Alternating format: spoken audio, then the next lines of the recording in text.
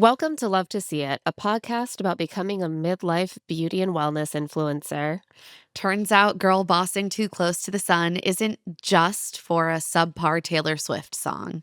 It's for all of us, as I think we know, but it's especially for the women of the Golden Bachelor. Today, we're digging into week 3 or 4, depending on how you're counting, because of that double episode, week 1 of Golden Bachelor, also known as the week Nicolle cemented her villain status. You've really got to hand it to this woman. On a season full of duds, they found a shining villainous star. It's honestly iconic. She's like the first villain of the Golden franchise. She's like the first true villain. I mean, it had to happen. Thank you, Nicolle, for your service. Before we get into it, reminder that today is actually the last day to vote for us for the Listener's Choice Award for Buddy Podcast at the Signal Awards. You can go to vote.signalaward.com and search for the Buddy Podcast category. Vote for us. We're in second place right now, a distant second place. But look, we're going to put our best foot forward. Yeah, it's not over until it's over. Also, if you missed our episodes about the beginning of season 9 of Love is Blind, you can scroll back in the feed for those. We've done 2 drops, 3 episodes, a lot of Denver weirdness to dig into. We also had Allison Roman on as our guest on yesterday's episode, and we just had the most fun roasting this cast. Also, we'll be putting out an episode about the life of a showgirl, Taylor Swift's new album, and the discourse, of course, at the end of this week on Rich Text. You can find that at claireandemma.substack.com. All right, let's get to it. So the cold open this week is actually close to being dramatic. Robin and Mel are sitting on the beach at sunset, and she tells him she's a very ethical person. I love that about Robin. I know, she's very ethical, and so when she sees that some people aren't being authentic to him, it's hard for her to watch. And he's like, what does that mean? Like, not here for the right reasons? I love that. He's like, how can I translate this strange concept of authenticity into a Bachelor concept that makes sense to me? They're doing something wrong. Are they not here for the right reasons? Like, I truly can't think of anything else. And she's like, yes, actually. Nailed it, Mel. Nailed it. In this case, it is a wrong reasons issue. She's like, maybe they're self-serving. They're trying to promote whatever they're trying to promote. And Mel looks mildly thoughtful. So she's chummed the water. It's about to get crazy. Yeah, on Mel a normal is thinking season, things through. You would be like, the lead looks stricken. But he just looks like he's maybe processing words. He's like, okay, interesting. Well, I'll definitely be taking that on board. Back at the house, at the beginning of the week, we see Debbie leading the women in a workout featuring a huge exercise ball. There are so many exercise balls. But there are only 9 women, and they are stressing. Lord, Golden goes so quickly. This is actually wild. We are 3 weeks into the viewing experience. And they're like, the show's half over. What do you mean? I'm just settling in. I just met these women. I've just started remembering their names. My popcorn just finished popping. Like, please let me take my time and have my process. Jerry and some of the other women are sitting around in the cabana talking about how stressed they are. And Jerry's like, I'm just going to go back to comfort home care and work on my business. And Carol says, well, I'm going to need some of that comfort home care after this. I am becoming increasingly obsessed with Carol. Yeah. She's like the every girl in a sense. She's just out here being like, I'm frazzled. I don't know what to do. Yeah, I'm stressed. I can't deal with this. She's like so nervous in a really cute way all the time. I find it very endearing. She says that she's holding back because she can't stop thinking about his connections that she's seeing develop with the other women. And Cindy and Jerry encourage her to give him grace, but she's like, I just can't help how I am. Same, Carol. The date card arrives and it says, Peg, let's get down tonight. Love, Mel. Peg's natural curls are bouncing like Carrie Bradshaw or Elizabeth Shue in Cocktail, two Yes. of my other curly girl icons, as she cheers with joy. And Nicolle hugs her and claps and yells, "I love it!" Because, like, who wouldn't be happy for Peg? Nicolle. Nicolle is actually not happy for Peg. Nicolle is like, I'm surprised it was Peg, actually. Yeah. Happy for her, beyond. But I genuinely don't see the chemistry between Peg and Mel. I don't think they go together. Interestingly, I think that the only person that Nicolle thinks goes with Mel adequately is Nicolle.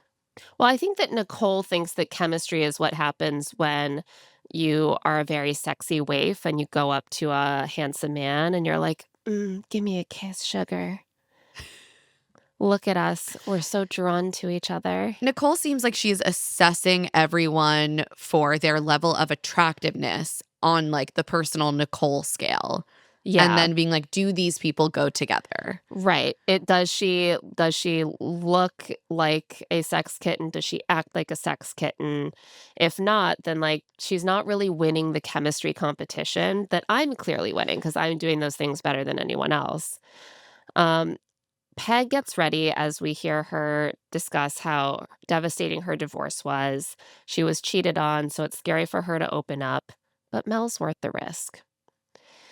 And so she heads off to meet Mel. He is waiting for her at the OC Fair, which appears to be a huge permanent Oh, carnival. is it permanent? Well, they talked about it like it's just a place they go. I don't know. Oh, Should I Google this? let's Should see. I have Googled this last night instead of being like, huh?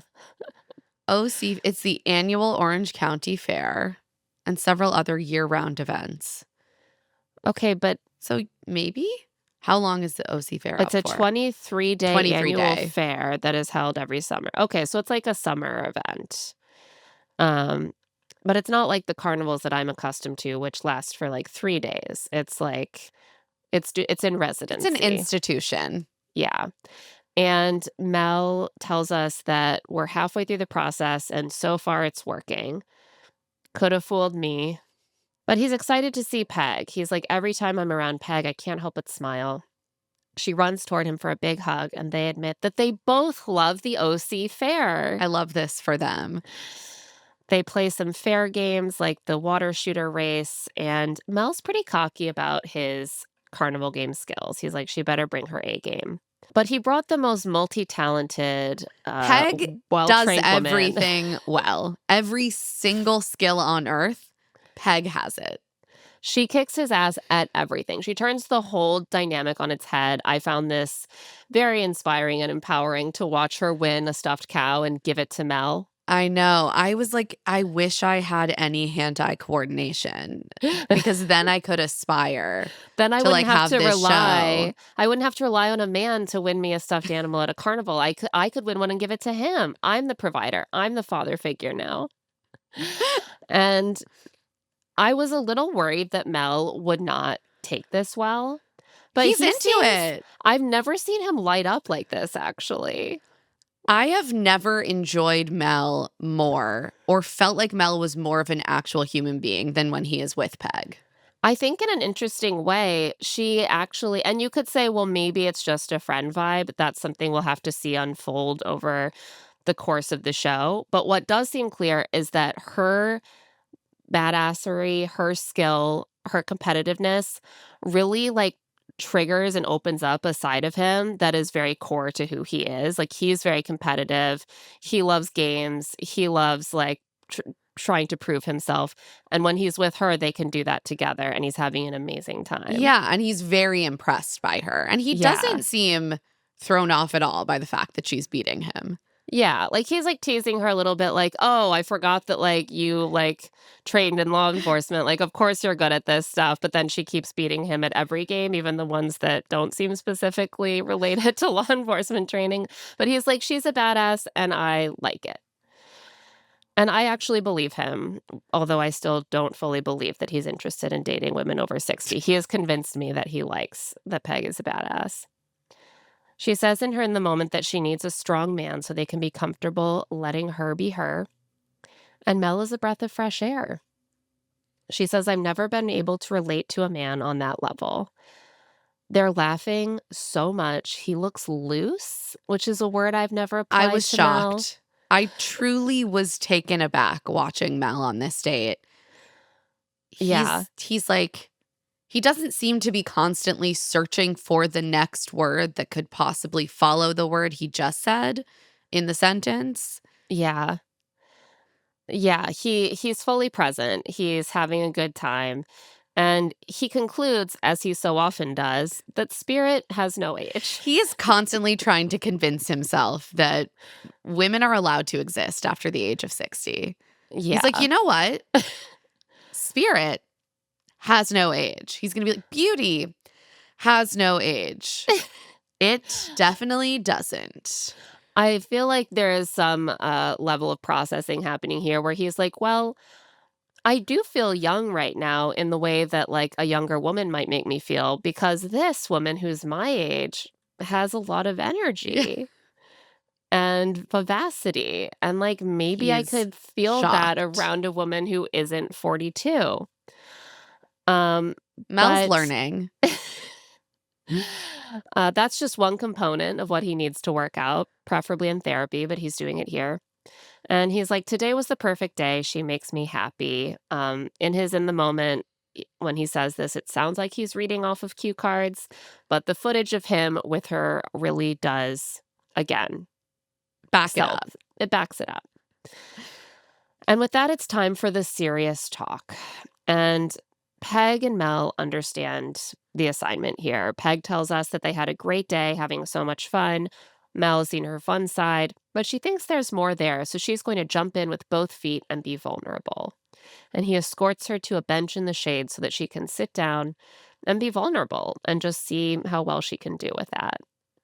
He sets in to interview her. It's sort of job candidate style. He's like, tell me about your work history. When exactly did you join He's like, I've got your resume here, but I'd love to hear it from you. Tell me about Yeah, when you tell me your joined law enforcement. story. Where did you start? And what year was that? And she's like, well, I was hired in 1992, and then I was hired by the FBI to train.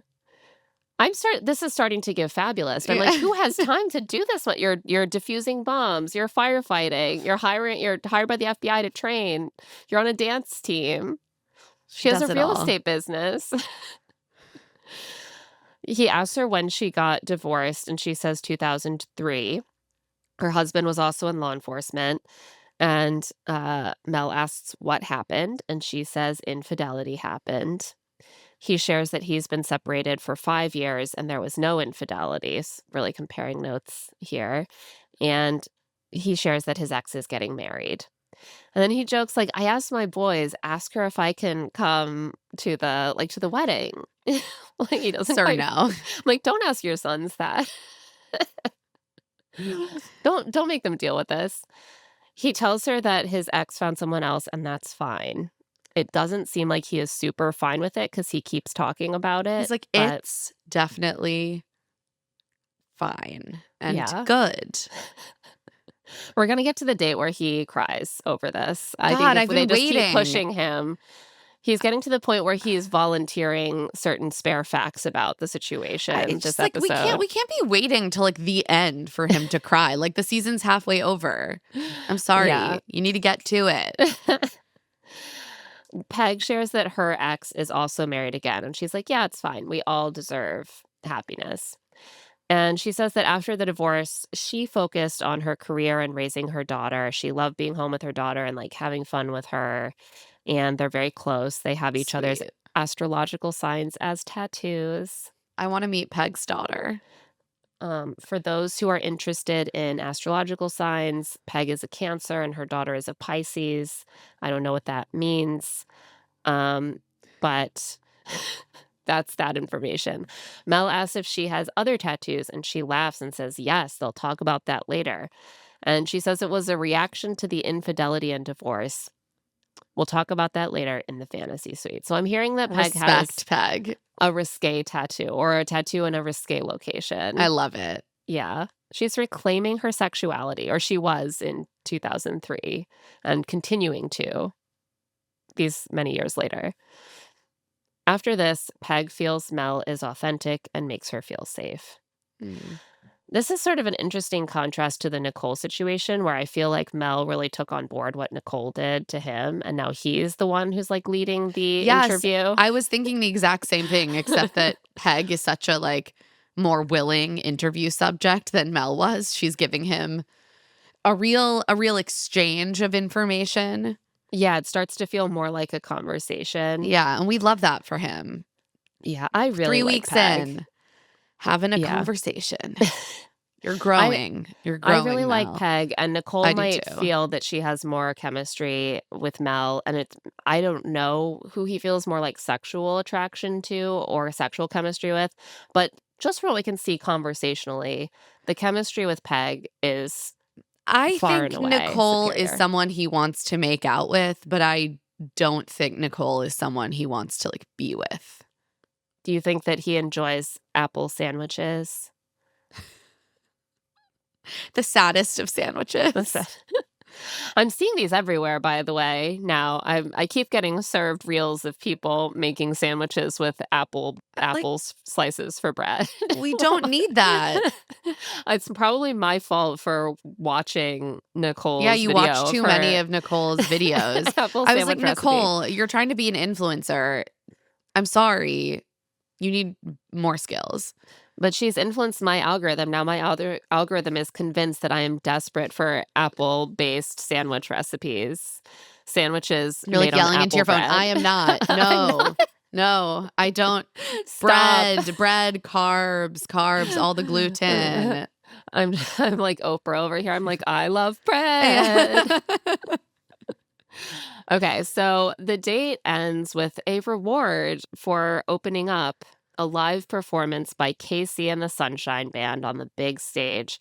And Peg is thrilled. She tells Mel, I went to their concert when I was like 18. See, this is why, like, the musical guests are just always so much better on Golden Yeah. because they just evoke nostalgia rather than like, "Huh? Rather than like, oh, sure, this is Yes, music. I definitely am a huge fan of Yeah. Chex Notes." Yeah, this would be like getting to go to like a Belle and Sebastian concert in 20 Right. years out of nowhere. I'd be like, are you serious? Like, this is incredible. Mel and Peg get to be up on stage, and they're in the wings, rocking out. She's dancing to Get Down Tonight and kind of like picking up on the dancers' choreo. And Mel is loving it. She's sort of young in a sense, is what he's starting to realize. He's like, she's young at heart, young in mind. Yeah, just like you, Mel. Women are Try- people too. She has a high level of energy and it's infectious. It's captivating. When I'm with her, she can bring it out of me. And as if to prove this, we see Mel starting to dance energetically. He's in it. He's having the time of his life with Peg. I didn't think he had it in him. They're brought up front by the band for a special appearance so that Mel can offer her the rose. And when she accepts, he dips her for a kiss. They're kissing kind of a lot by this point in the date. They're dancing close, they're kissing. And Peg says afterward that she hasn't felt this way about someone in a long time and she can see herself spending the rest of her life with him. So, suck it, Nicolle. On that note, we're going to take a quick break. And when we get back, we will get into some of Nicole's thoughts on her future in the world of influencing. And we're back. So, back at the house, Nicolle is ready to pull a Piper and Brendan Bip classic. And the whole house is her Brendan, which seems ill advised. Truly incredible stuff. Nicolle seems to fancy herself like a real student of reality television, but she sometimes forgets key things like she's being filmed. Right. Like, don't admit your evil plan on camera. Right. Like there's things you can think in your brain and not say out of your mouth. Right. So we see her telling Roxanne, I've told myself from the beginning, I'm not dating Mel. I'm dating America. I'm dating everybody watching and not watching. That gives you exposure like you've never had. Crazy And like, thing to say. this is sort of like the four audiences No, I was theory or thinking, I was whatever. like, does Nicolle listen to Game of Roses? Right. She's like, "I'm really trying to win over America. Those are the true objects of my The affection." thing is, America doesn't like it when we see the effort. She's not playing well to that audience, I don't think. And it's a fine line to tread because the villain path is wide open. And I could see the thought process of thinking like, well, what better way to ensure screen time and like maybe a lot of the audience will think I'm funny and iconic and just like worthy of being on their screens if I lean into a villain edit. She needed to do that and just not tell everyone what she was doing. Right. She really opens herself up Like to the wrong reasons critique. there is an iconic nature to Nicole's performance, and yet you can't show the work. Yeah, because audiences do not like to hear that they are being manipulated. Right. And she's They like, wanna "No, I believe am manipulating everyone. I'm manipulating everyone. I'm a housewife, but not a Yeah. housewife. I'm trying to be an influencer." Like, Nicolle, Yeah. you can just do it. You can just try Sadly, to be an influencer. a lot of the appeal of reality TV for audiences is kind of feeling like you're smarter than these clowns on camera. Like it's And now I do feel smarter than her. So in a way, mission accomplished. but to be like, I'm so clever, I'm Yeah. gonna get them exactly where I want them, it's a turn off. It's like, wait, am I not smarter than her? Is she playing me like a fiddle? Carol is watching in disgust, and she says in the moment, it just wow, it just rubbed me the wrong way. Why is she telling everyone this She's stuff? saying it to everyone. She doesn't think so that's not even like one trusted friend and, "Oh, no, she forgot about the cameras." It's also she's, like, making sure that literally everyone No, in an the entire 5-mile group, radius knows. multiple public spaces. She does it later to Mel. Like, it's It's so wild. crazy. Then one of the women, it's unclear who, but it sounded like Robin, asked a group of the women who are like most of the women are sitting at a table in the kitchen as they're all waiting for their group date to start. And she asked them how they see their lives after this, which is an interesting question because it does kind of suggest that they're all thinking about how this show might affect the course of their life. Totally. I don't think this comment of Nicole's happens in total isolation. Right. But Nicolle does not clearly read the room she's in, the room of each of the audience members who's going to be watching this. But she does have an answer ready, and we have a clip. We're going to have housewife status. Now, we're not on for season after season after season the way Housewives of Beverly Hills or OC or whatever is. But if they're smart in the way the publicity goes with our beautiful, I'm sorry, but the last cast, they weren't so great looking. Okay. Pause. Okay.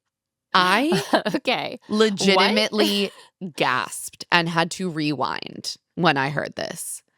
How dare you, Nicolle? Like, first of all, this is just disgusting. It's What a extremely nasty thing to say. It's so nasty. It's extremely gross behavior to speak about in a negative way about like your peers' looks. Like it's nasty. It shows the things that you value, and like if you're dating me as America, I'm breaking Right. up with you. Right. We loved that cast. That Like, cast is that cast is iconic. beloved. That What are you cast doing? created this franchise. That cast made me cry like a fucking baby every single week.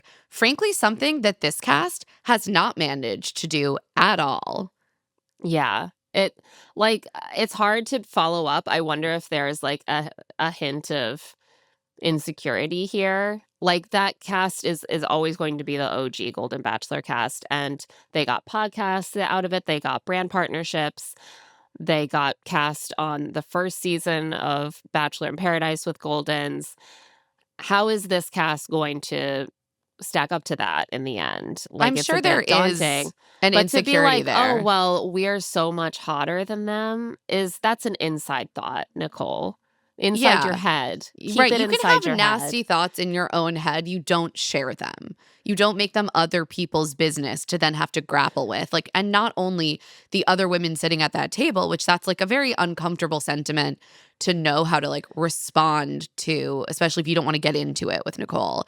And then also, again, you're being fucking filmed. Yeah. Like, this is going to potentially, of course, you don't know what's going to be included. And maybe she assumed, oh, they'd never show that. Yeah. But it's going to be shown not only to the audience, but like literally the women that you're talking about. Literally the women who could be kind of your mentors and peers I was in just this going to space. say, Yeah. it is supremely stupid. If your goal is to be an influencer, to be a recurring character in this space, burning all of the bridges you have potentially with your peers, not a great way to do it. Yeah. Something that I think we've talked about the fact that this season they seem to and whether it was because of Mel's stated preferences for a woman who appears to be 45 or whether it was just the show producers generally wanting to move in that direction. We've noted that the cast this season is more cast with those traditional heterosexual beauty standards for women in mind. The long hair, veneers, the beauty treatments, like they seem to have been cast to sort of more closely resemble like young bachelor women who just like have a wrinkle filter on, right? Like that is a choice that the Bachelor franchise seems to be making. But it's interesting because if you look at the women who really broke out of season 1, there were women on the cast who had the long, silky hair and who hit all of those, like, sort of conventional beauty standards, just like for older women or on older women. Those aren't the women who broke out as huge stars by and large. You know, That's true. that's not what made people love this cast. And they're all beautiful women, but we're not looking at the cast and thinking, wow, I really want to pay attention to a woman on this cast who has long, silky hair. You Right. know, I'm not like who approximates most the look of a 32-year-old Bachelor contestant. That's who I really want to throw my Right. support behind as a fan. I'm looking at like who makes me feel something. Who am I drawn to? Who do I relate to? Who has a personality. Who's interesting and funny. Like that is what I was left with from that first cast. And I adored like nearly every woman in that cast, like down to women who left really early in the season. It was a great cast. I mean, look at Joan. Joan left early. Look, Natasha with the chair earrings, Edith's gorgeous gray hair. Like, again, I can remember so many distinct things about so many of the women in the cast. And a lot of that was that they each felt like distinct people. And there was also just this like genuine thread of friendship and solidarity that I felt there. And these women, we keep hearing them talk about a sisterhood, but we're not seeing it in the same way that we did in season 1. That is because, and it's a blessing and a curse, I think, they've given us a villain this season. And so a lot of the in-house scenes are focused on Nicolle doing traditional Bachelor villainy, which, you know, I think is in many ways a good thing for the show, but it's not giving us the same opportunities to bond with the rest of the cast, who I do like just fine. But to talk shit about them is not going to do you any favors. Right. No, here's the thing. I like this cast too. But this, I felt so defensive of the women. Of course. That, well, a lot of people, like, who wouldn't? Like, it's what a rude thing to say. And like the way that she presents the whole thing is as if not only has she said it many times, but she's given this elevator pitch before. It's like she has pitched this to producers or to a PR agent or, you know, other possible, or to brands to be like, I'm going on the show. I'm going to have housewife status. Now, sure, I'm only going to be on for one season, but if they do the publicity really well, I mean, look at me, I'm stunning. Like, I think that this could be a great launching. Like, literally, it sounds like she has given this pitch multiple times. She has it so ready, but she is saying it in the wrong place. Like, you can say those nakedly, like, calculating, Yeah, no, unpleasant no, you things say in your pitch that. meeting to your potential agent or whatever. Exactly. I was going to say that is what you say to the representation that you try to get after you leave the show. Right, and they can decide whether they wanna work with you after they hear Yeah. that, but the American audience, I don't think, is gonna be super I excited to also work with her. frankly think she forgets that the people watching the show are by and large women, and a Right. lot of women who are in her age cohort. Yeah, I'm sorry, I'm 37, I know right now that I am not going to look like Nicolle when Exactly, I'm same. in her age cohort, and, like, I think that's perfectly fine, and I And I don't don't wanna wanna be made to feel bad about exactly. I it. was gonna say, like, I don't wanna hear that if I don't look exactly like Nicolle when I'm in my 60s, that I have somehow failed at being, like, a woman of value. Yeah, I won't have anything to offer the world. Um, so she goes on to say that her Instagram is mostly healthy plant-based recipes. The We know. aforementioned, apple sandwiches. But I would love to be a spokeswoman for midlife beauty products or health-oriented products, so I would become more and more of an influencer. As she speaks, we see women who aren't at the table, like Cindy, looking around uncomfortably. And after she finishes, Peg says that she just wants a nice guy, and Robin agrees. Now, either they are just much better at playing this game, or they're like, I've lived a very full life. I don't want to be an influencer particularly, but dating is hard. I would believe that too. I think that, Yeah, like, it makes just as much sense to me that in your 60s, you care less about launching a career than you do about like finding someone to enjoy retirement with. 'cause you've had a career, and it Right. probably I think for a lot of people who go on Golden, it's like, sure, maybe there's, like, a nice boost that you might get as, like, a bonus, Right, and you'll more see what people will comes for that from yeah, that. more people will see Peg's, real estate listings, I'm sure. Right. But she's like, "I don't have, like, a plan, or at least not one I'm gonna discuss on camera." Yeah, no, I'm not a dummy at bare minimum. Um, we missed this, but there is a moment at the end of Nicole saying the last cast, they weren't so great looking. They cut very quickly away so that you Yes. don't notice that Peg appears to be agreeing with her. They do not want us to attach this sentiment to Peg, who is, like, a very likable frontrunner type. Yeah, they don't want us to attach this sentiment, I think, to anyone other than Exact Nicolle, so we don't really see what the other women say in response, and Right. it's very possible that they just, like either that they were agreeing with her or that they just didn't feel like getting into it and wanted to, like, move the conversation along. Right. We don't really know. Yeah. Then we see Robin and Cindy having a confab by the pool, where they can speak more openly away from Nicolle. And Robin says that it actually surprises her that people came for reasons outside of finding true love. Robin, Robin, please. come on. Cindy says, and it's typically the people who are taking up a lot of oxygen. Well, yeah, because that's the point, screen time.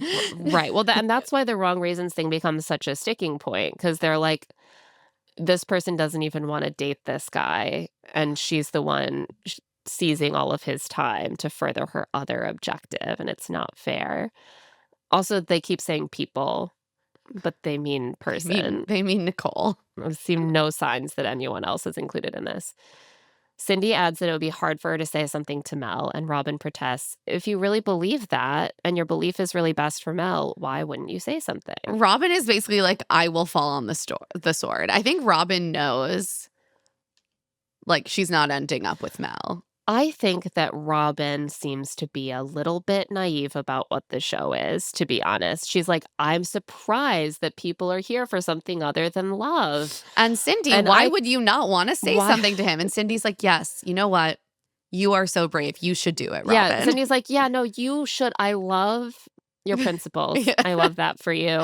Do you know anything about how this show works? Has that ever worked for anyone? Like this numbers are not looking good for you, but okay. Time for the group date. The 8 ladies other than Peg head off to Malibu for a beach day, and Mel says in his in the moment, I see strong and vibrant characteristics in them, and I want that to be captured today. He sees strong and vibrant characteristics He in sees them. them. He wants that to be captured. I'm picking up what he's putting down. Yeah, he sees characteristics that are vibrant and also strong, and they're going to be captured on camera. But we'll get to that. Mel greets them. Nicolle runs over to him, and in the moment, she says she's really excited to chat and flirt with him because she hasn't seen him for a couple days. We see her kiss him and tell him that they're the power couple. You know that, right? She says. This is Nicolle's version of having a really good relationship. She's like, I'm going to kiss him and be like, we're the best couple. You know that, right? Right. We're the top couple. Mel tells them that they are all radiating strength and the kind of beauty that doesn't fade with time, which he's recently learned about. He's trying so hard to convince himself. He's like, beauty doesn't fade. He's like looking himself in the mirror every morning, and it's like written like a little affirmation.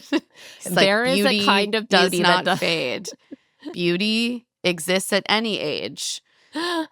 You believe that, Mel. He's literally like, you're radiating beauty, the kind of beauty that doesn't fade with time. Like, he's like, right. No, there is a kind of beauty that they have. It's the kind that you can have even when you're old. He is joined by Janine Rubenstein, editor-at-large from People, because they are shooting a special photo spread about being sexy at any age. This feels like such a throwback date. Like, we've seen this over the years, and I was very struck by the fact that they were like, you must all be so excited to be on People's app. I was like, yes, the death of print journalism has come. Who would not be for excited? Us all. I didn't know that People had an app, but now that I think about it, of course they have an app. But why would I ever be go excited to be on there for sure, because it's definitely a place I would ever go. I mean, listen, I will never stand a chance of being on the People app, so I do have to give it up for them reaching that platform.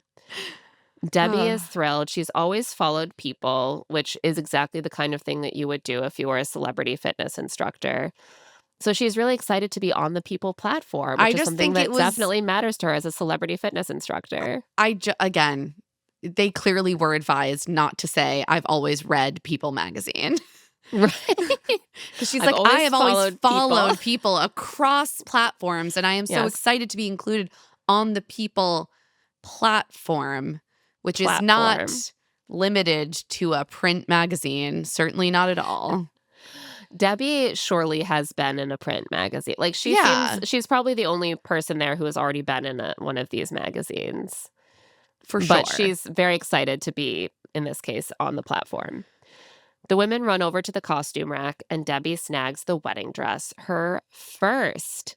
She has never worn a wedding dress, so obviously it is very emotional to put on this costume that she happened to get first. I was like, this isn't even a good wedding dress. Like, I want more for you. This doesn't even look like a beach wedding dress. I'm sorry. No, it just looks like a white slip dress. Yeah.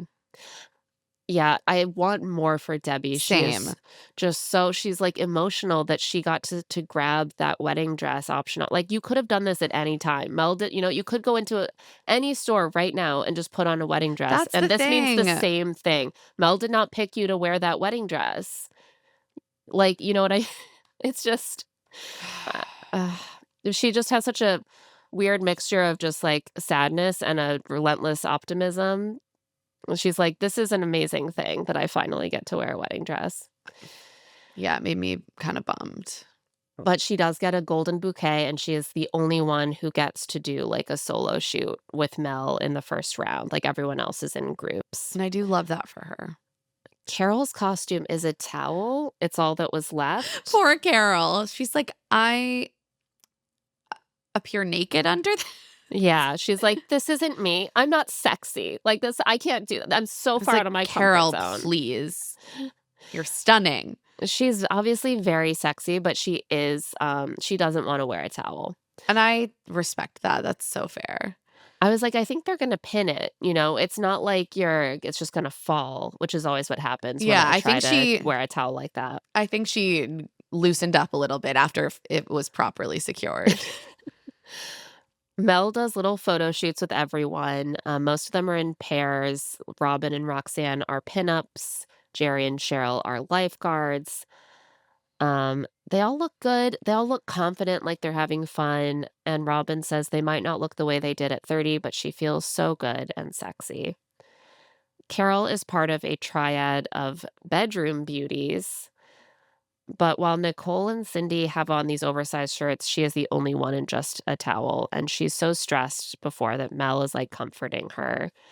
But Nicolle is thrilled. She's like, I am in my element. I know how to make love to the camera. I definitely felt the chemistry, even with the three of us. And then she forgets what a menage a trois is. I was like, that's called an orgy.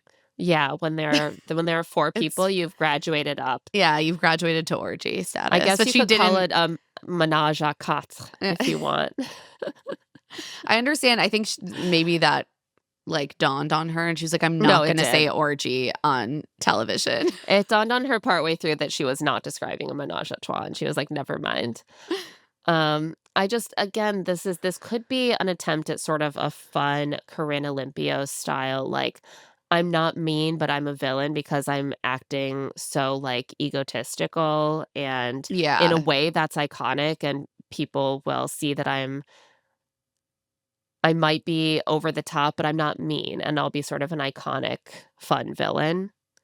Unfortunately, she told us all about the blueprints to her master plan. Cindy is trying to show off her sexy, playful side to Mel, and she kisses him during the photo shoot, and Carol's like, oh, that's great. They're kissing, and we're in the shot with them. Haha. But it doesn't seem to cause any significant tension. No.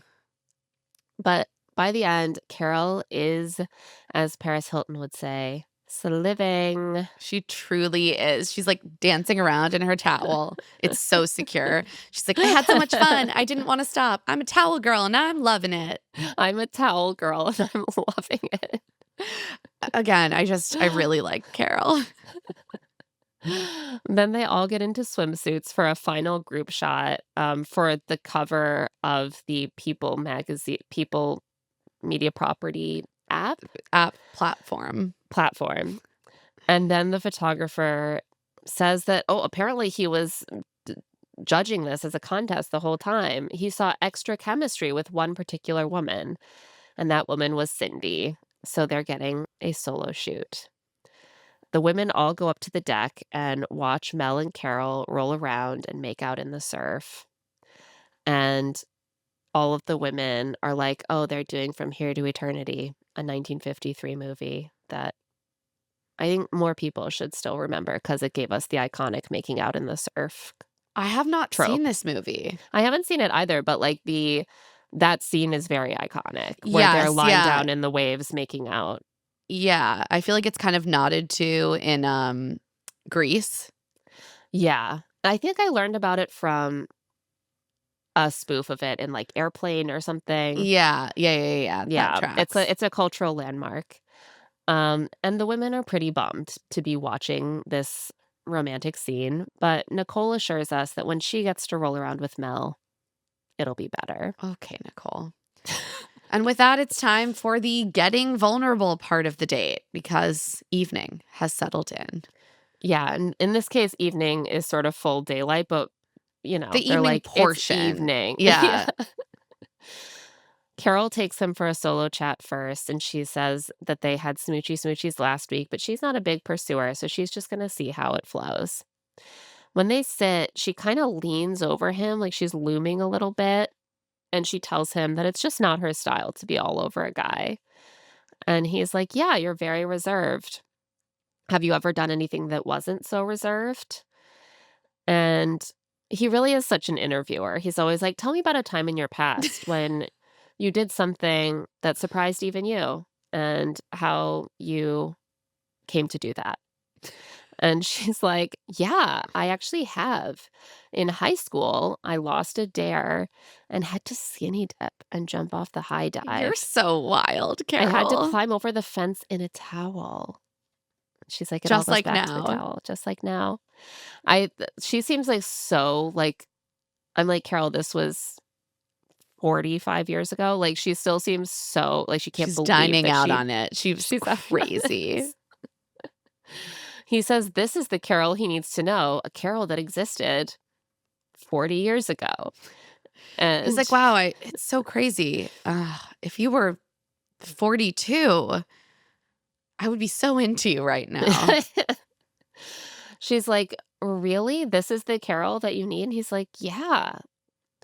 And this convinces her to just throw caution to the winds and kiss him. She's like, Mel needs, and Mel, I think Mel is really giving her the map here. He's like, I need a woman who's gonna just like Get act after it. wild and free, get after it. That makes me feel young. That reminds me that spirit has no age. That makes me think this woman is young in mind, young in heart, young in not body. I can't lie, not in body. Back at the group, the women are discussing their childhood crushes. Debbie's was Elvis, which is an interesting choice for a woman born in 1961. Yeah. She does seem like kind of an old soul in that way. Like, I can just She likes the envision her as a high classics. schooler being like, I love Elvis, and everyone else is like, we've Moved who? on. My mom likes Elvis. And she's like, well, Your mom and me. Carol admits that she liked both Ted Nugent and Andy Gibb of the Bee Gees. Everyone is shocked. These are opposites. Bad boy, clean cut, but she has range. Yeah. Cindy and Mel talk about how nice it is that they can feel this happiness and this craziness at their age, and they kiss. Debbie tells Mel that she knows he's from Detroit and his dad was black, and she also loves Motown, and she was a bridesmaid in Berry Gordy's wedding, and Smokey Robinson was the best man. This was an interesting She's like, your segue dad here. is black. Anyway. Motown. Oh, Anyway, I was a bridesmaid in Berry Gordy's wedding, now that we've established that. I was like, was there more to this conversation, or is this like how it Right. It does kind of seem like a weird way to kick that conversation off. your dad black? And yeah, so you'll understand this. But he's like, oh yeah, Berry Gordy and Smokey Robinson, they're real close friends. So like, he gets it. Also, I was like, so she was a bridesmaid in Berry Gordy's wedding. Was he married to a much younger woman? Probably. Yeah, probably. So I was like, he's 95. Yeah, no, he definitely was. I think that he has been married 3 times. I assume she was 1953. in the 1990 wedding. Yeah, To because Grace Eaton. she was not born for his first 2 Right. weddings. And his wedding to Grace Eaton, that marriage also lasted 3 years, which is sort of the range of his 3 to 6 years. Looks Yeah, to like be how his. old is Grace Eaton? A lot younger. A lot younger than him is my assumption. Yeah, Michael Jackson was there as well. Anyway, yeah, so that is something that they share an interest in, apparently. Presumably, she just knew his wife I assume she knew Grace quite yes. well as a bridesmaid. Cheryl asks him about his mom, and he says his personality is from his mom. Quote, it's pretty feisty. Is it? Is the feistiness in the room? If your personality is feisty, you're going to need to start showing that, because I don't think that you're presenting a very feisty side of yourself to these We haven't women. seen it. I look forward to seeing that feistiness in the future, perhaps. Yeah. I was prepared for him to be like, she was very calm Very and stoic. reserved. She was Yeah. very reserved. She was very like, just the facts. You never knew what was going She on. loved to Still do waters run interviews. deep. Jerry tells him she's not ashamed of her age, and he's like, you shouldn't be. Really? And then they make out. We see an in the moment of Cindy saying that these are all bright, amazing women, but there's only one of us that will be his wife. I love when people say things like this on this show, like only one of us will be his wife, but one of us will be his wife. Yeah, I'm like, none of you will be his wife. In the moment, Nicolle says that she got to be next to Mel in most of the photos, but she was mild in terms of the flirtation today. And she's ready to start laying it on a little thicker. Oy.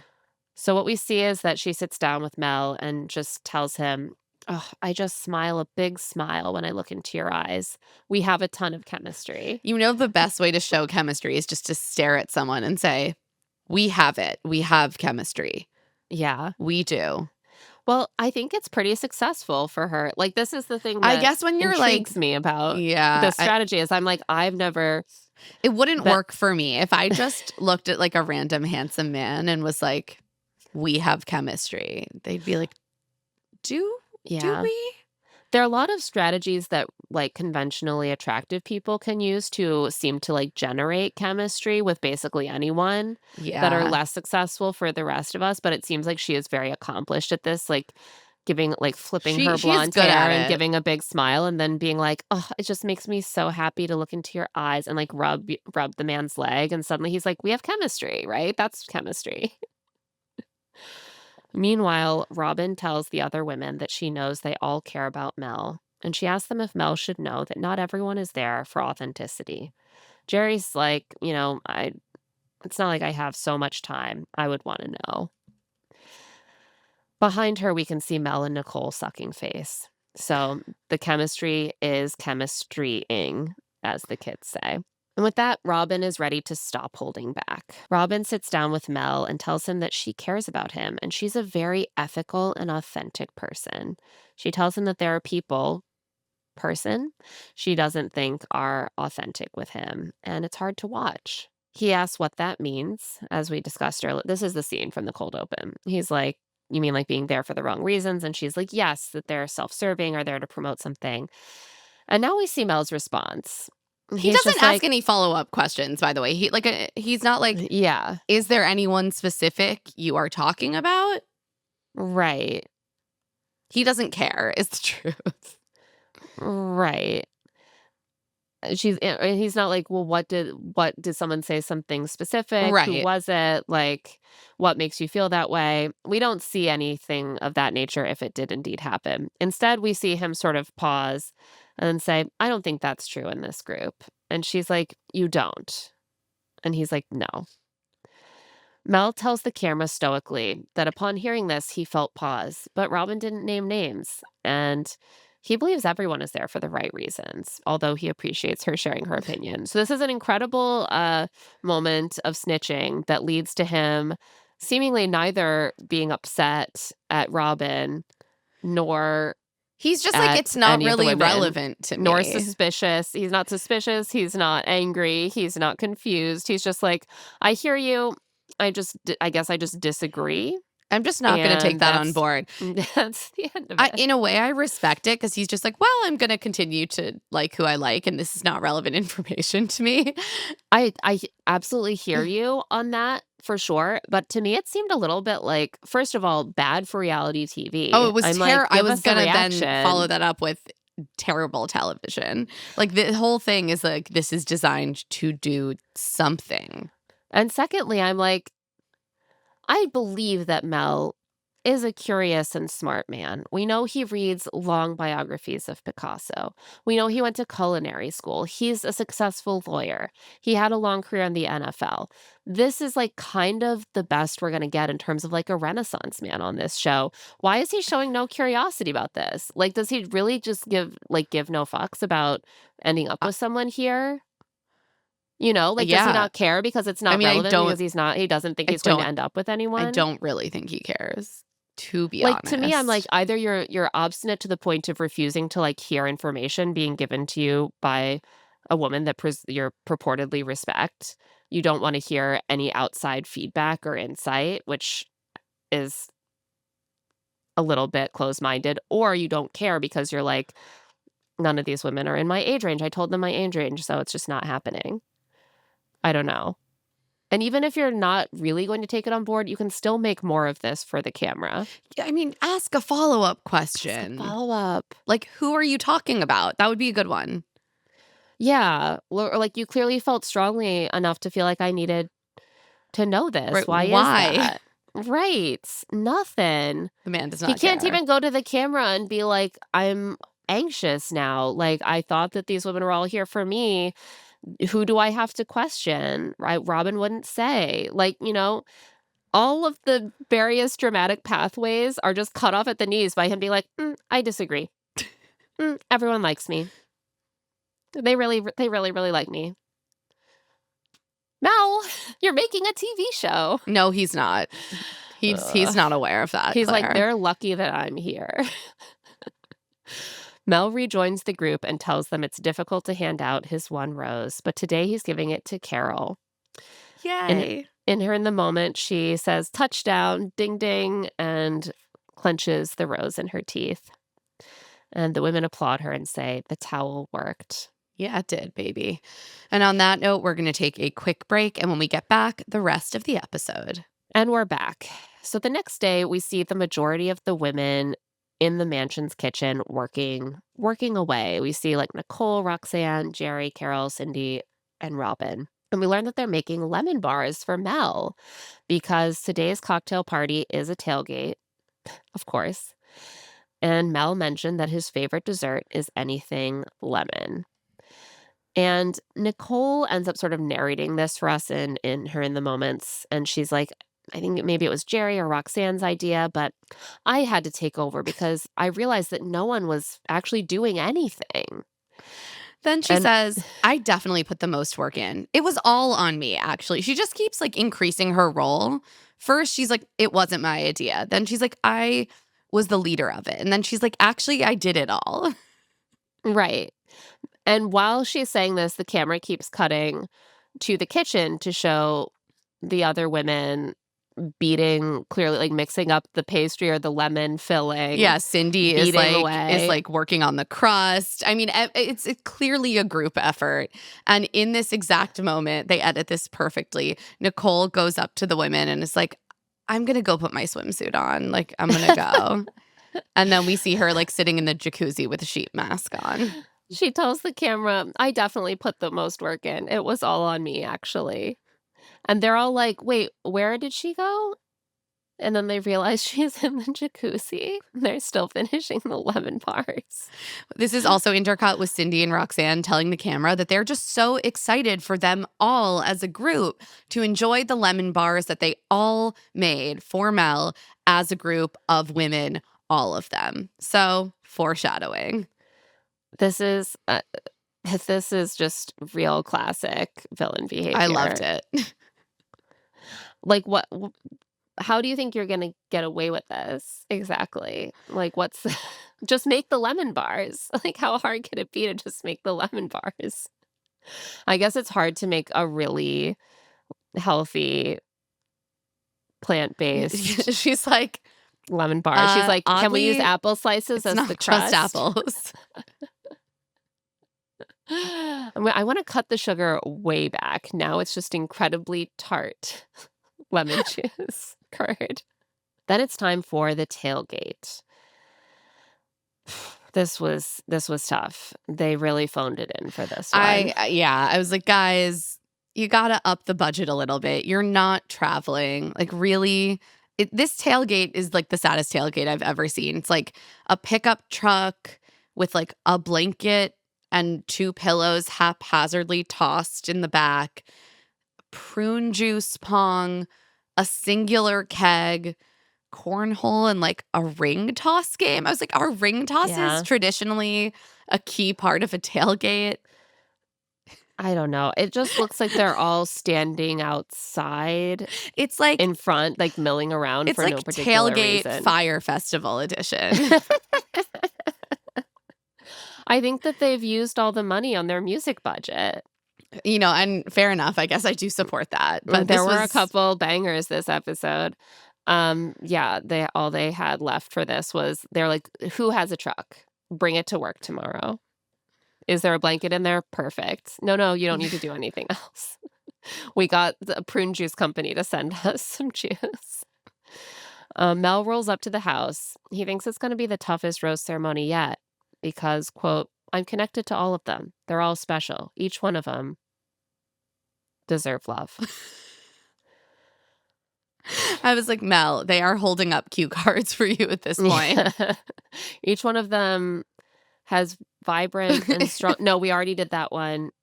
Love. They deserve love. They need to have peg near him to Yeah, kind of because bring it's out not some sort working of otherwise. naturalness.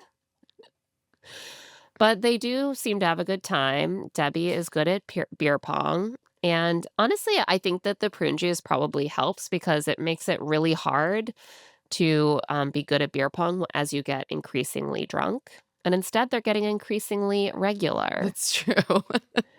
I actually played beer pong for the first time in about 15 years this weekend, How'd it and go? I'm not good at it, as it turns out. I'm not good See, at it this is at the all. thing. This is why But I if it had been can't. prune juice,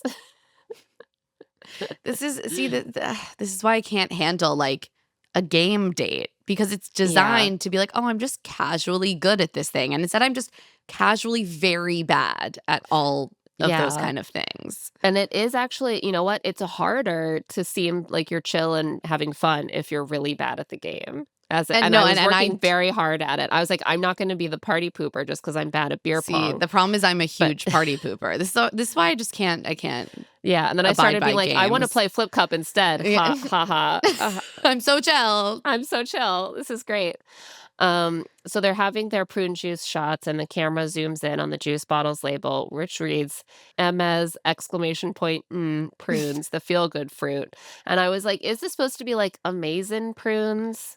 Or Or can is they it not use Amazon prunes? It's not related to Amazon. Well, I just I thought it was Googled like it. the Amazon. I don't know. Maybe it's Right. So then I was amazing. like, could they not use Amazon because of Amazon? And so they use this. But I think that amazing makes more sense with the That's you know exclamation what? point. You're correct. I was just But like, your brain, when you Amazon. see all those letters, your brain just goes Amazon, of course, Oh even my though God, the you're so exclamation point yeah, looks you're nothing like so right. It's probably right? amazing. And I was No, just like, but Amazon, obviously. because it's all the letters in Amazon except for the O. Um, and Wow. Amazing Prunes really got some quite a bargain, I think, on this up close shot. They're now the only prune juice brand I know. Plus, we see that they are grilling up a storm, and at one point, we see one of the women apparently pour olive oil over the burgers on the You're grill. right. I I was think it like, was "What is going Robin. on?" I was like, "What's going on over there?" Those they don't need olive oil. My hope is that I couldn't see it, but there was like like a Blackstone grill, like the flat surface on the other half of the Mm, grill with vegetables on it, but we couldn't see that. So it was just an alarming visual. They need to bring Jack back yeah, to we need supervise. Jack. Jack was the original Nicolle being like, I'm really supervising the cooking here, but really we see everyone else actually cooking. We see a handful of chats during the tailgate. Cheryl pulls Mel to talk. It's been a while since her one-on-one, so she needs to keep making efforts. And she tells Mel that her heart melted on their date. He turned her into a princess, and he's the prince in her life right now, and it feels so real. And he says that Cheryl has a way of making him feel special. And Cheryl, I feel like there isn't like a back and forth developing here that would allow them to move away from this topic. Like he's just like, The that makes only me feel so thing, special. And she's like, I'm just gonna say the prince thing again, I guess. right? She's like, you know, you get it. I'm a princess. You're a prince. Yeah, she's like, I found a prince and I want to take that journey with him. And then Mel says, that's so wonderful to hear. Full monotone. Like he's not. Maybe this is a tough thing to respond to. She's just referring back to their date because she wants to remind him of their connection instead of like bringing something new to the conversation. But then he's just like, thank you so much. Thank you. That's so nice. And she keeps being like, okay. Like the fact that different women keep having this experience with him where they get caught in a loop of being like, you're so great. He I can think also only have a indicates that he is conversation with not Peg. This is not good for right. TV. Cheryl tells the cameras that she's been waiting all of her life for this feeling and she doesn't want it to end, ever. She starts to cry, talking about how she wants the fairy tale to come true. She's ready. This made me sad, and it just made me feel like Cheryl just hasn't given herself space or permission to like be the romantic object. Like she's Yeah. so struck by having like a permission structure to be wooed and to date, and like there's like a relief in it. And I think that's what she's feeling more than anything so specific Yeah. with Mel. And I think sometimes it's easy for us to be like, "Oh, I feel sad for her." But a lot of the time, this is just a part of the journey where they get to leave the show with or without the lead, typically without, and to be like, "I learned that it's okay for me to have this thing, Yeah, even though it didn't like work I'm out with allowed him." to like prioritize this thing. I'm allowed to want Yeah, this thing. And I feel like and that's sort that's of what good. we're seeing Cheryl realize. And yeah, I do love Yeah. that for her. It's hard to see them during that phase where they seem to be pinning that all on the lead because 'cause you're like, "It's probably not gonna work out with him," and, like, "You're so great," but it's just yeah, I think it is just sort of a necessary Yeah, I part think it's of less about the him and more process. about herself. Right. I mean, given the fact that this whole conversation is about how she's like, "I get to have romance in my life," and he's like, "Yes, you do." I love that. Like, obviously, he's not the one. Um, Jerry tells Mel that she has real feelings for him, and he's like, "Likewise. So do I." Cindy whispers in Mel's ear and asks if he likes her as much as she likes him, and he whispers back, "I like you as much as you like me." I do think we see a little bit of slight playfulness from Mel with Cindy. Like Cindy and Peg are kind of the two that I see a natural feeling chemistry with the most. Yeah, it's funny because this is him being sort of playful, and it's like he can't think of what to say, so he just says literally exactly what she said to him. Yeah. I mean, you have to grade on a curve when it comes to Mel. Right, but he's trying to engage in on the same wavelength as her instead of just receiving it and being like, "Yep, that's cool." Um, Meanwhile, Nicolle is telling the camera that she's fine letting the other women go first with Mel because sometimes you save the best for last. And when And it's what her turn for some one-on-one time, she does, I think, the most predictable and perfect villainous thing. She grabs the lemon squares, which are in like a Tupperware container that have a note from all the women, and tells Mel, "This is just something that I made for you." And the container says, "Pucker up, Mel, with lemon love from all of us." And then Nicolle adds, "Even though I made them." Incredible. What a wild thing to do. She literally reads him aloud the note, which it seems to me like she's reading because she doesn't know what it says, because Oh, she yeah. didn't write it. And so she's reading it because she doesn't know what it says. And then she's like, "Oh, it says from all of us, but I made them," which she was not.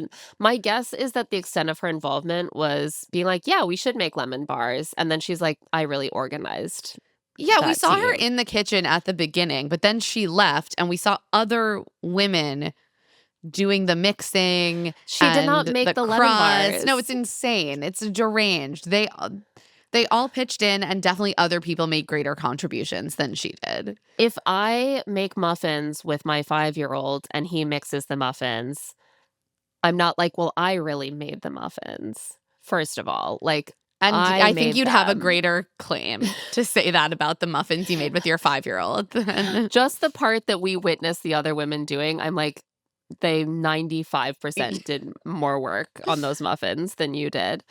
Um, but, like, it's just even if she did help in some capacity, which I doubt that she actually did, they all it's made them. That's they all made so them. It rude. is such an unflattering look to take full credit, to read the note saying it's from all of us. The women who made them were willing to present them as a gift from everyone. And she who didn't even make them is erasing the women who actually made them. This is a bold play. If I'm Mel, I'm sort of like, why does it say from all of us? Yeah, he doesn't pay attention to it. They kiss, and she tells the camera that her strategy is to take advantage of every moment with Mel and really go for it.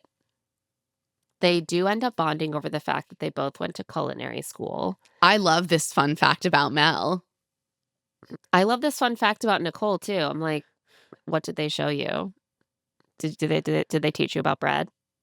She Lot to says she loves learn. pastry. So I guess she was like, Yeah, I loved that in the past. And sure. now I don't do pastry anymore. I do apple sandwiches. It is fascinating that he went to culinary school, and then he says that he focused on sauces and soups, which was even I was like, "That you get to specialize in sauces and soups? You had a major?" He's a saucier. Honestly, that's incredible. I love it. I wanna see him in action. Me too. I'm like, Mel, cook for me.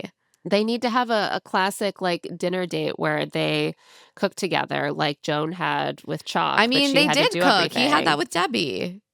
Yeah, but that was like they were taking a class. I That's wanna true. see them, like, Oh, yeah, yeah, alone. yeah. Alone. Like, what that's when we learned that Chalk couldn't cook, right? And Joan had to do everything. I wanna see Mel being like, "I'm gonna teach you how to make a bisque, Oh and you my can teach God. me your signature Yes. dish." While Nicolle is telling Mel all about her pastry skills and how she made the crust so thin that was really important to her. And, of course, the secret ingredient is love. He praises the bars as solid.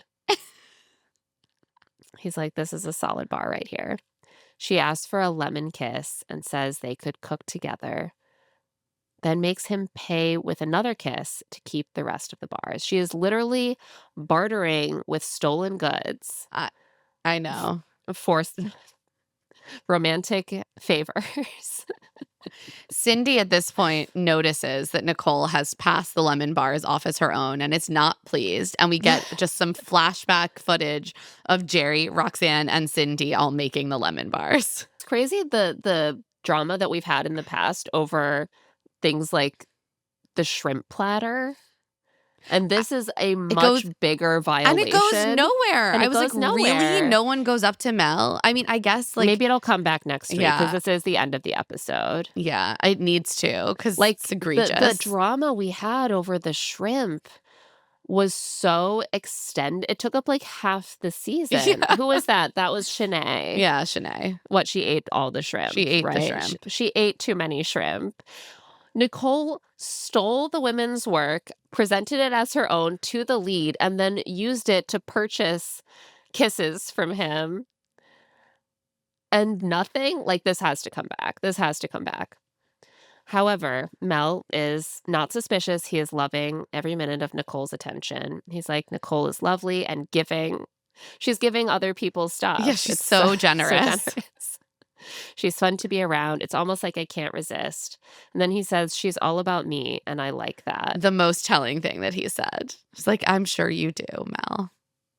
Like, I do think that sometimes it's hard to evaluate whether someone is all about you in the sense that they're tuning out the noise of the house because they're just really focused on you, and whether they're all about you because their number one objective is specifically to manipulate you. And so they're, Right. And I do think that this is going to come back around, which is why Nicolle obviously had to stick around for more of the season. Yeah. Because I do think that's the kind of thing that a lead tends to like not really clock in on until further in. It's like Sean Lowe with Tiara. Sparkle Tiara. As they walk off together, Mel says that they should get in the pool, and Nicolle responds that they should jump in their clothes because, quote, it would make great TV. And she whispers TV. She's like, it would make great TV. Honestly, I do think that possibly Nicolle is playing 4D chess. I do think that she approaching this. I do think, though, she's approaching this as a housewife. She is still like a standout character because she's such a villain. No, and I give her credit for it. She's like doing something. I'm just saying I don't think that she's fully accidentally being a villain. Like, it's possible. Oh, no, I agree with you. She is doing it accidentally, and she thinks that she's going to be like the sweetheart of the season. No, but I agree. Suspect that she is not. No. I think it is by design. I just think the housewife she maybe reference could have. Is telling. The housewife reference to me is telling that she's like being an iconic reality TV character involves orchestrating conflicts and not being afraid to like act. But I think what she misses is that a housewife. It's like a very carefully constructed social game, and the longevity of it is exactly what allows you to manufacture conflict and then come back around. Yeah, like you need more time. Yeah, but I agree. She's been somewhat successful in her plays. I just think I really, and we are recording this before everyone else has seen it, but like I just have to believe that some of the things that she has said are going to play so badly. It will be interesting if we wake Yeah. up tomorrow and everyone's like, I love Nicolle Girl boss Slay icon. Queen. Like, it's possible. Like, she has. I think that she's treading a fine line where you could say she hasn't really hurt anyone so much. She's just acting like a little bit abrasive, a little bit out there, a little bit narcissistic, but isn't that what we need to make great TV? But, like, she has, honestly, compared to some reality villains on this show in the past, done more nasty things, like calling the women of the previous season not that great looking, like stealing the lemon bars and passing them off as her own. I don't know, she's walking a line. Let's talk about the rose ceremony. Everyone is feeling anxious. Jesse tells us that this week has solidified for Mel that the process is really working for him. They have to bring in Jesse to tell us this because Mel cannot say this in a convincing way. And I still don't believe it. Peg and Carol have roses already, which means that there are only 4 roses left to be handed out. We are going down to the final 6. Crazy already. At this point, Mel comes out in, I think, a poorly tailored black brocade suit. Yeah, it doesn't. The first impression is not good. No, it's like so shiny and the fabric is not draping properly. I was like, come on, guys. It looks a little schlumpy as a result of the fit. I was very distracted, but he tells the women that he hates these nights, not an ounce of emotion on his face, but he felt things change this week. And now he has to make tough choices. They're so tough, these choices. The remaining roses go to Debbie, Cheryl, Cindy, and Nicolle, obviously. Yeah, she has been like banging on in her in the moment throughout the whole rose ceremony about how they have a stronger attraction to each other than the other women in the house. She is really high on her own hotness. Yeah, she really is.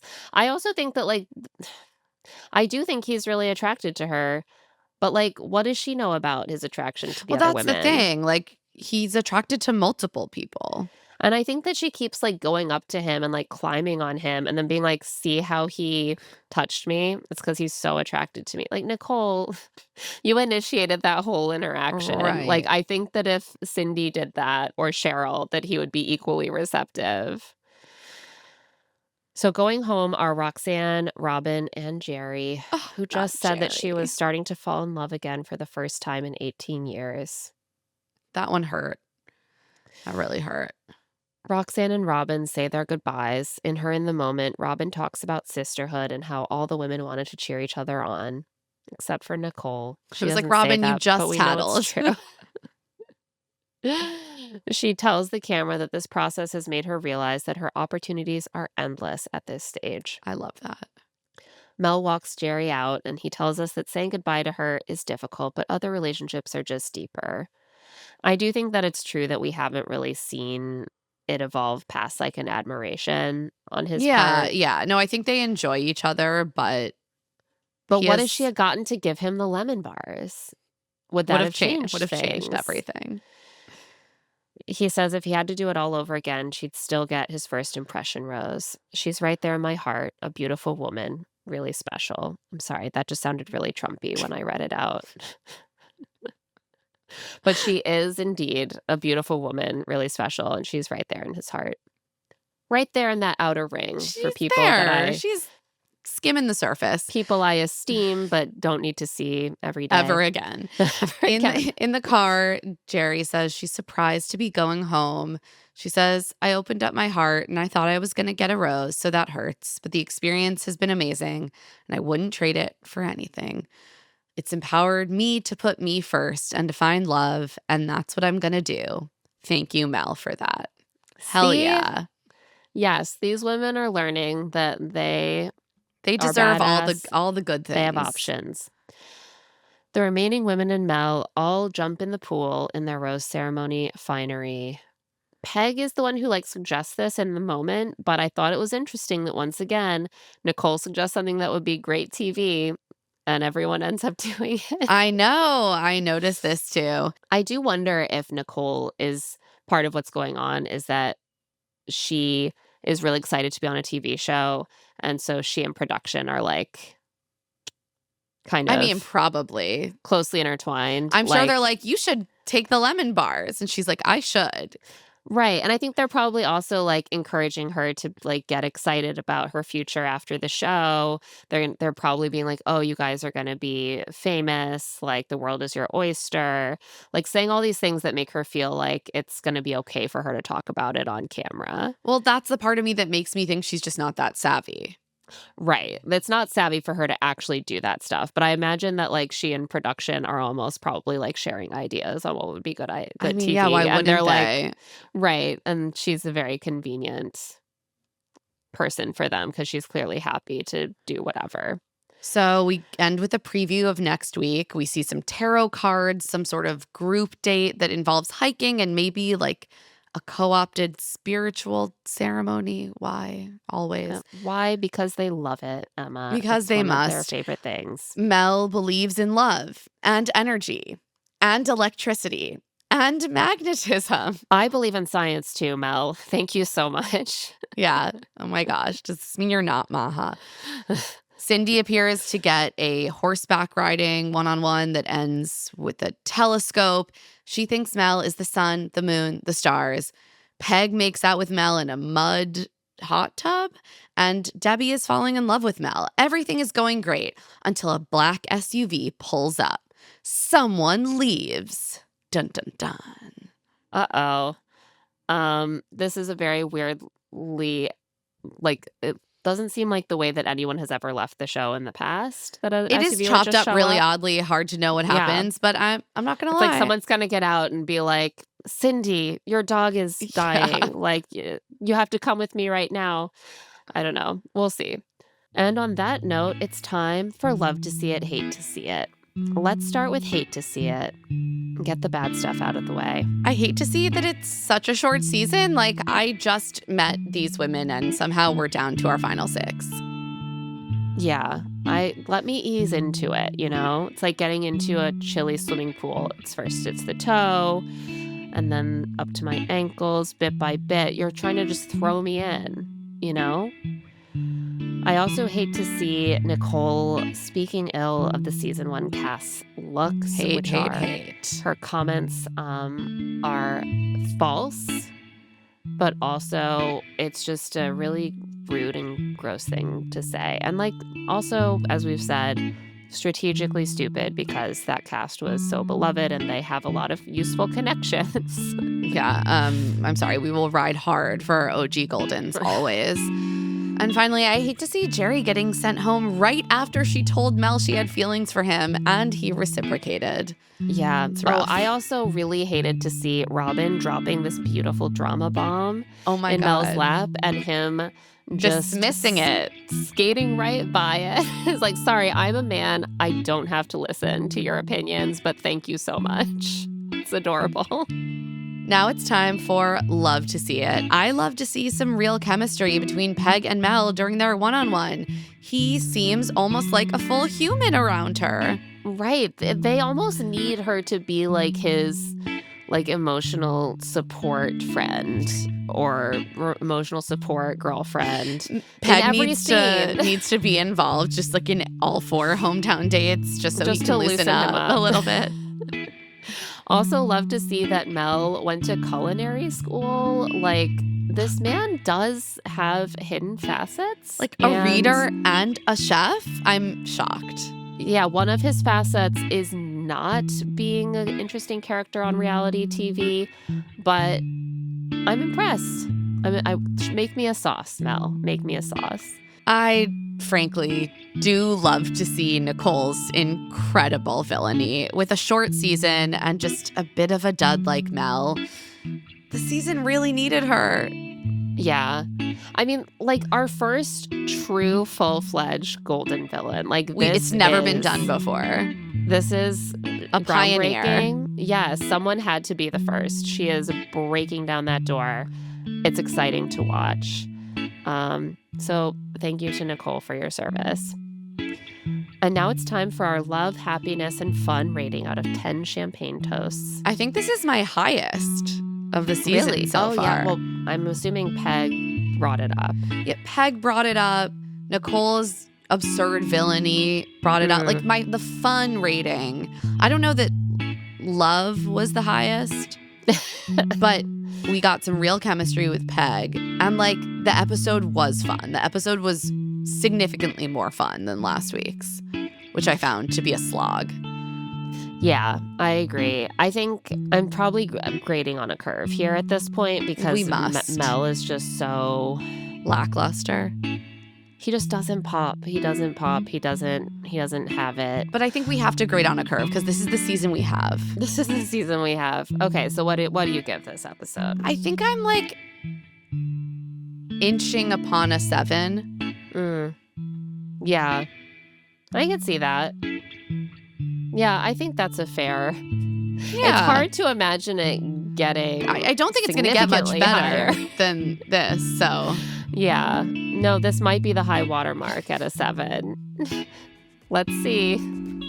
And on that note, that is it for this episode of Love to See It with Emma and Claire. Love to See It is a presentation of Odyssey. The show is produced by us, Claire Fallon and Emma Gray. This episode was edited by John Bahar. Our theme music is by Tamar Haviv, and our art is by Aaron Nestor. If you like our show, remember to follow us, rate us 5 stars, leave a review, and of course, spread the word to all of your friends about Love to See It. Steal a platter of baked goods and just put a note on top saying, even though it doesn't say so, these were made by Claire and Emma, and they have an amazing podcast. If you want to get in touch, you can email us at claireandemmapod@gmail.com. You can also find us on TikTok at Love to See It Pod and on Instagram at Claire and Emma Pod. And you can find our newsletter rich text on Substack at claireandemma.substack.com. I'm also on Blue Sky at Emma Gray and on Instagram at EmmaLadyRose. And I'm at Claire E. Fallon. Special thanks to the team at Odyssey, Eric Donnelly, Kate Rose, Maura Curran, Melissa Wester, and Hillary Shoup. We'll be back soon.